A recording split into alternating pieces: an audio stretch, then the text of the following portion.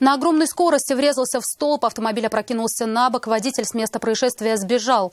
Крупная авария произошла вечером на улице Комарова. Брошенный «Опель Астра» был без номеров, зато внутри полицейские нашли сразу 3 комплекта регистрационных знаков.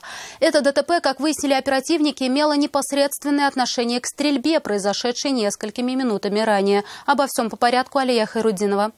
Я просто слышал, машина перевернулась, звук машины.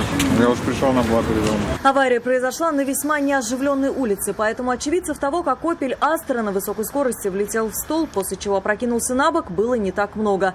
От удара бетонную мачту освещение вырвало из земли. До столкновения местные жители слышали выстрел и вызвали полицию. Как установили оперативники, 21-летний ранее судимый молодой человек, предварительно выпив, взял двуствольное ружье и направился на встречу со знакомыми, с которыми у него был финансовый конфликт. Увидев молодых людей, он один раз выстрелил в воздух. Его товарищ, с которым он ехал на эту встречу, после выстрела нажал на газ.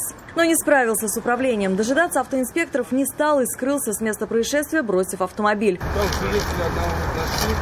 Во время досмотра брошенного автомобиля в салоне стражи порядка обнаружили 3 комплекта государственных номеров. При этом на самой легковушке их не было. Стрелявшего молодого человека задержали. На допросе он рассказал, что в конце августа обнаружил свернутый белый мешок, в котором находилось двуствольное охотничье ружье и 2 патрона.